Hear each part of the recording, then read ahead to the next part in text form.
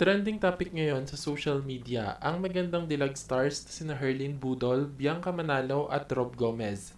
Ito nga ay matapos umanong aksidenteng naipost ni Rob Gomez sa kanyang Instagram account ang conversation nilang tatlo kung saan mababasa na matagal na palang tinitikman ni Rob Gomez si Herlin at Bianca. Ayon sa netizens, mukhang ang asawa ni Gomez na si Shaila Reportera ang nag-post ng mga naturang screenshot dahil sa dami nga daw nito ay imposibleng si Rob ang may kagagawa nito. Narito basahin ng mga screenshot kung saan tila nais magpakain ni na Herlin Budol at Bianca Manalo kay Rob Gomez.